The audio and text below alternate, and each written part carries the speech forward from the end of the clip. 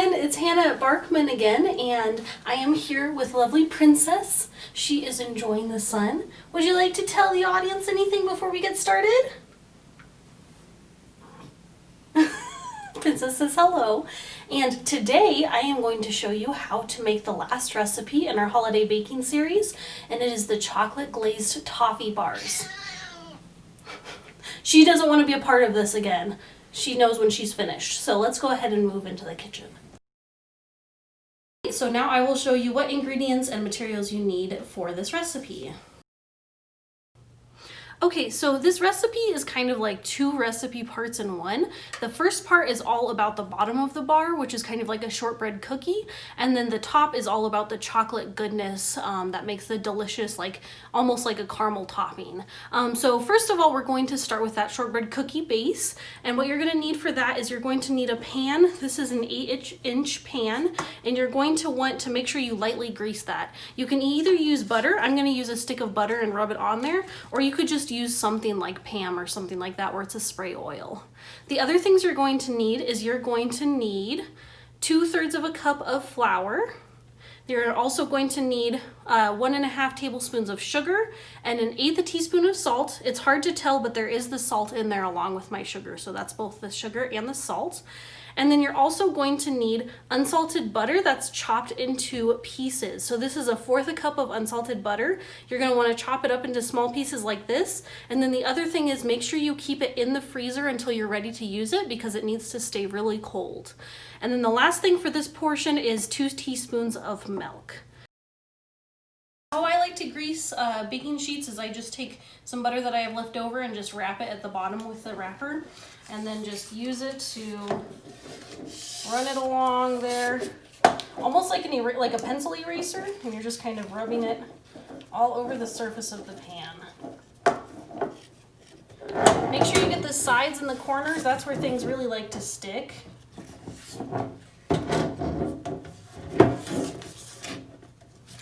Try to get really good into that corner with that sharp edge of the butter.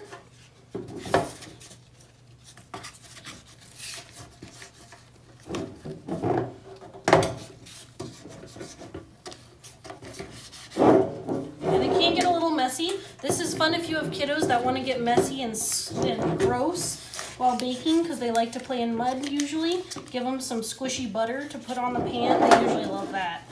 And make sure you get in the corners all around here. All right, so we can just wrap our butter back up and stick it back in the fridge. So let's go ahead and make our base. So we're going to put our flour, our sugar, and our salt all together in a small bowl. So I'm going to toss it in. And then you're just going to use a whisk just to whisk all of those dry ingredients together and make sure they get evenly distributed. This base is very similar to a pie crust, so if you've ever made a homemade pie crust, you might see that it's familiar. Or if you haven't, now you kind of know what the technique is for pie crust. All right, that is all whisked in. Now this is our butter that's been chopped and chilled, and we're going to sprinkle the mixture with the butter. I know it seems kind of weird that you're just putting chunks of butter in there, but that's really what you do. And again, this is going to be your 1/4 cup of butter. We do use a lot of these same ingredients later on for the second part of the recipe, so just make sure you're separating it out for the two different parts to make it less confusing. All right, so we have our butter in, and now what we're gonna do, if you have a pastry blender, you could use that now. I don't have that, so I'm just gonna use my good old-fashioned fingers, and you're going to mix it in all together. So as you mix, you kind of want to squish the butter in between the tips of your fingers. So you can see I have a piece of butter here and I'm kind of squishing it. And you want to squish it out and get it all mixed in with the flour and the sugar and the salt. So this is the part that's very similar to making pie and a lot of other pastries. We're just distributing the fat evenly in the dry ingredients, so it's going to make a really delicious flaky base. This is why it's important that your butter is really, really cold when you put it into pieces in here, because you don't want it to melt very easily in your fingers. You want it to still be really hard and solid. When you're getting close, it should kind of resemble like breadcrumbs is a good texture. So just keep working it until you got kind of big chunks like breadcrumbs, but not really big chunks of butter that are still left over.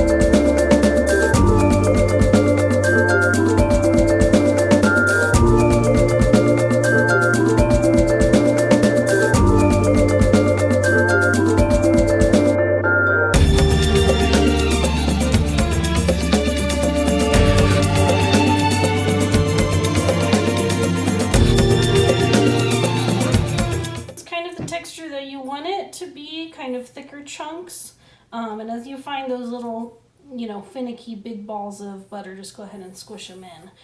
So it should look something like that, more like breadcrumbs. Now we're going to take our 2 teaspoons of milk and we're going to add it in here, and the milk is going to bring everything together. And you can either grab a spoon or your trusty spatula and just go ahead and stir it all together.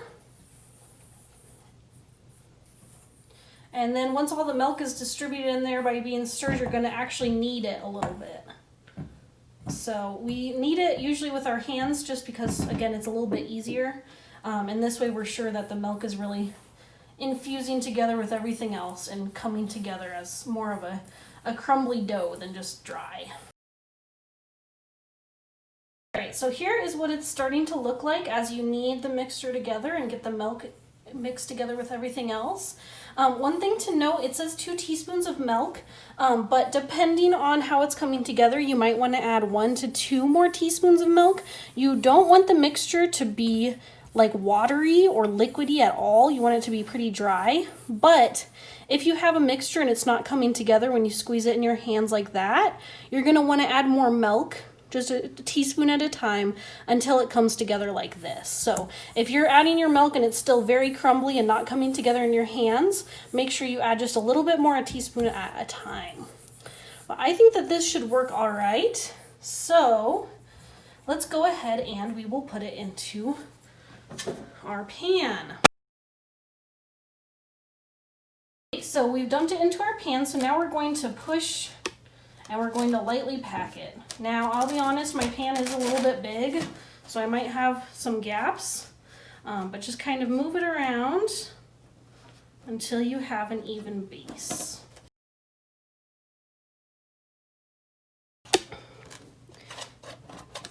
And the main thing about this, besides getting it packed in so it's all together with the milk, is just to be sure that it's as even as you can get it. So make sure if we have holes, we move some of those higher lumps and bumps over to cover everything up. If you wanted, you could also make this in a smaller pan than what I'm making it by, and it would make a thicker layer. This is just going to be a thinner layer bar. So here is our completed squished packed bottom, and we are going to go ahead and put this in the fridge, and we're going to refrigerate it for 15 minutes. While this is being refrigerated, make sure you preheat your oven to 350 degrees, and we will bake it when I come back. We have our cookie base that has been refrigerating for 15 minutes, and now that it has chilled for a while, we are going to go ahead and put it into our oven. So if you haven't already, make sure you preheat your oven to 350 degrees, and mine is already preheated. And I'm going to go ahead and pop it in, and it only cooks for about 10 minutes. All right, so let me start the timer for 10 minutes.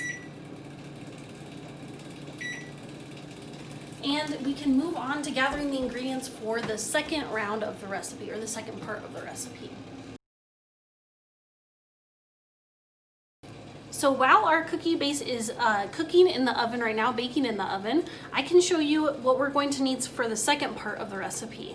So you're gonna need a couple pieces of equipment. I don't have it here with me, but you will need a cookie sheet if you want to toast your pecans. That's kind of an optional step. The other things you're gonna definitely need is a heavy saucepan of some kind, and then also, again, something to stir with. So whatever kind of stirring mechanism you prefer. As for ingredients, you're going to need pecans. So with toasting the pecans, you're gonna toast 1.5 cups of pecans, or if you don't want them toasted, you can just put those in. And later on, we're also gonna do 2 tablespoons of pecans on top. So that's both of these combined together in one. So 1.5 cups and also 2 tablespoons of chopped pecans. You're also going to need another 1/3 of a cup of unsalted butter. It can just be whole this time, you don't need to chop it up. You also need lightly packed brown sugar. You need a half cup of that. And then also here with it, we also have another 1/8 of a teaspoon of salt there with it as well. You also need 2 tablespoons of whatever honey you prefer, and also 1 tablespoon of milk. And then the last 2 things, you need 1 teaspoon of vanilla in here, and then you need 1/4 of a cup of semi-sweet chocolate. If you prefer, you could get semi-sweet chocolate morsels or chocolate chips, or you can get baker's chocolate like this and chop it up yourself. Either works exactly the same way. I've gone ahead and taken out our cookie base, and it's just sitting here cooling. If you have a wire rack to cool it on, that's even better. But now I'm going to move over while this is cooling to the pecans. So I have taken out about 2 tablespoons of chopped pecans that we're going to put on top as raw pecans. But I have spread out the rest of it onto a cookie sheet. We just cover them with tin because they're easier to clean up. So go ahead and lay all of your pecans out on the cookie sheet like that, into an even layer, and we're going to go ahead and put that into the oven at 350 degrees.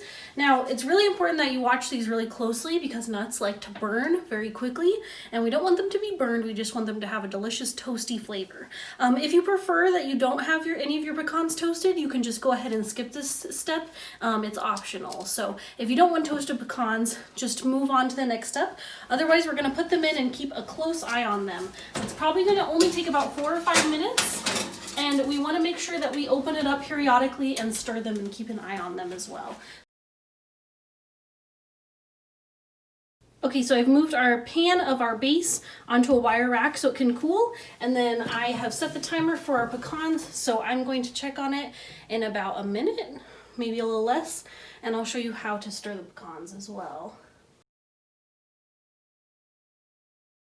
I'm going to go ahead and open it up and just stir our nuts at about the halfway point. Just be really careful while you're doing this that you don't burn yourself. And it's kind of up to you how toasty you like the flavor. I'm not a huge fan, so I'm just going to very lightly toast them, but you just kind of want to stir and make sure it's all getting evenly toasted. And then make sure you again spread it out into a nice layer that's thin enough. Like so, and then go ahead and pop it back in for the last little bit. You'll be able to tell when they're starting to get toasted because you'll get a really delicious nutty aroma. We'll put our lovely toasted pecans on a wire rack to cool with other things. And now you are going to want to keep your oven on because we will be baking again, but we are going to move over to the stovetop for the next portion. We're going to start out by just putting our stovetop on like medium heat-ish. We're going to work up to a boil, but first of all, we're going to take that butter that we've set aside and we're going to melt that a little bit. And make sure you keep an eye on your butter because it will go from slightly melty to scalding hot very, very quickly, and we do not want that. All right, now our butter is getting nice and melty, and you can kind of chop it up to help it melt as you go along. We're going to add the other ingredients that are going to boil all together to make the toppy topping. So we're going to put our salt and our brown sugar in. And then we are going to put the honey in.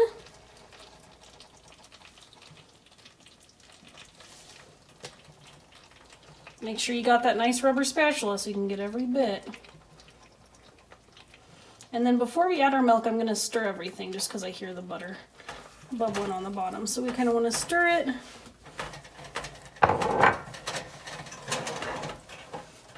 Get the brown sugar chopped up a bit. This is looking delicious. And then add your butter. Sorry, milk, not butter. We already have butter. Add your milk. So once you get this all stirred up, we are going to actually turn up the heat a bit. We do want this to boil. So we want it to boil for 3 minutes uncovered and stirring occasionally as we go along.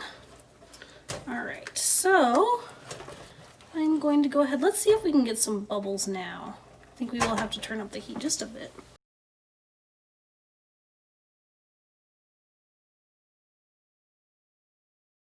And once you see those little bubbles, we're getting some bubbles around the edge.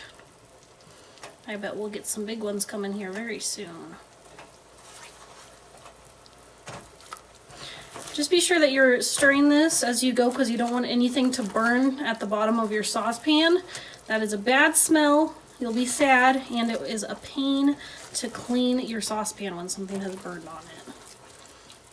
All right, so now we're getting those big bubbles, so we know we're boiling. So I'm gonna go ahead and set the timer for 3 minutes just to keep an eye on things.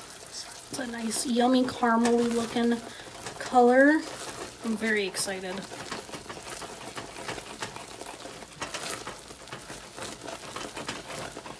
And as you go along, if you get really intense boiling like I was getting, make sure you turn the heat down and make sure you're stirring it really, really consistently the whole time so nothing burns.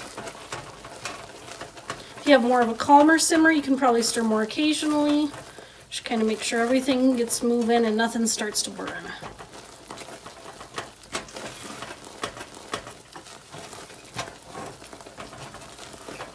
It's fun once you learn to do like toffee toppings and caramel and those kind of things, because once you learn like a simple caramel recipe, you can use it for all kinds of deliciousness. Put it in your coffee, add it to ice cream, and it's not as scary as you would think. I used to be someone that was never in the kitchen, and now I actually enjoy it, so don't feel like you can't do it, because you can do it. Alright, so you want to go ahead and once this is gone for the 3 minutes, make sure you pull it off the heat. And then we are going to add a couple things right away into it. We're going to add our vanilla. And stir that in.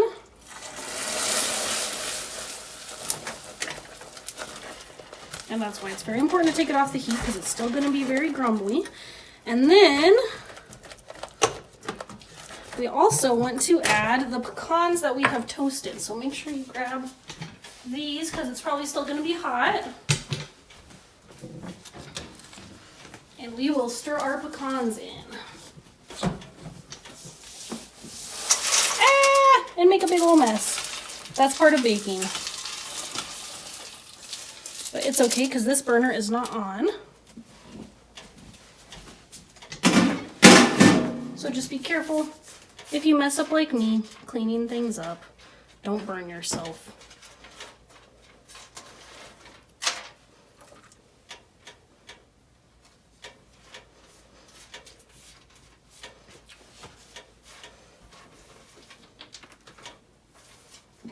All right, good enough. And make sure you stir it all in while it's still hot, and it's gonna make this really yummy, toffee, crunchy deliciousness. Let me get it all together. All right, so you see how that's kind of like a caramel mixture now, especially now that we added the vanilla. It's gonna taste delicious, and then it's kind of crunchy with the nuts as well. So you got this kind of mixture going. Once it looks like this and everything's evenly distributed, we are going to put it over the top of our cookie base. So let's take this delicious mixture and put it all over the cookie base. Now we want to smooth it out. It's a little finicky to work with. You want to work with it while it's still hot, because if it cools off, you're going to have the problems I'm having. Stuff likes to clump together.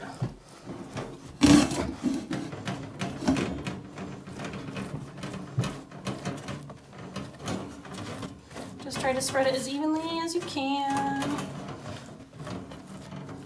And it's cooling on me, so it's making it pretty difficult. But I don't ever think baking has to be perfect. I just bake for fun. So it does not need to look like how it's gonna look in the recipe book, because even mine doesn't actually look that way. All right, we're getting a better spread of things. And I'm holding this because this is cooled completely. But of course, if yours hasn't, please do not touch it with your bare hands. All right, I'm gonna squish you over here. And I think that is looking pretty good. Got a nice crunchy top. All right, let me see if I can squish some more. This actually is a bit difficult with a rubber spatula. You might want to use like a butter knife for this part, but we'll get it going. There we go. All right, now we got our ends all cleaned up and everything's smooth and ready to go. So now we are going to put this back in the oven, which is why you should leave it on at 350, and we're going to cook it for 17 to 20 minutes. You want to cook it until this top layer is really bubbly and deliciously golden brown, and the edges are a little bit darker than the middle. All right, I will see you in 17 to 20 minutes once this is all cooked. All right, so I have pulled our delicious mixture out of the oven, and it cooks for about 17 minutes for me, and I noticed that the edges were getting pretty brown and I didn't want them to get any darker, so I pulled them out so they didn't burn. So this is what it looks like, and it's still a little slidey, as you can see. I'm going to let this cool on a wire rack. Now you don't want this to cool completely yet, just cool until it's warm to the touch. So this is a little bit too hot, but once it stops bubbling and it's warm to the touch, we're going to add our chocolate on top and melt it. So I'll see you once this is warm, cooled down a little bit. Back, so I have our chocolate morsels. These could be chocolate chips or this, and I also have a table knife, like for butter. This is going to be what is best used to make sure we spread all the chocolate evenly. So I'm going to actually use my hands so I have a little bit better control and kind of sprinkle it on in pieces. And as it sits there, the idea, you can see it going already, is that it's going to melt. So it's all right that the chocolate is not melted. We're gonna let the heat of what we've baked do the melting, which is actually pretty clever. I've never done a recipe like that until I discovered this one. And if they stay in some chunks too, that's all right. It's still gonna be delicious. So I'm just filling in some gaps we have here. And this is gonna take a little while, so it's not gonna happen right away. You're gonna need to wait a couple minutes until they partially melt.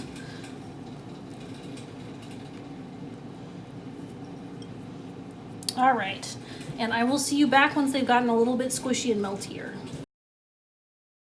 Chocolate is getting delicious and melty, so I'm going to use the knife to cover it and spread it out. And what I forgot to mention is the chocolate will not cover the whole top of this, so it will just kind of like give it a delicious little layer, but it might not be totally covered in spots. So if you're a big chocolate fiend and you want to have a whole complete layer of chocolate, make sure you probably want to double or maybe even triple the amount that the recipe asks for, and that way you'll have enough to cover everything. But I'm just going to do what the recipe called for and just kind of spread it. It's very easy to spread right now. It is very squishy and delicious. I'm getting so hungry looking at this. I just want to eat it right now, but it's still too hot.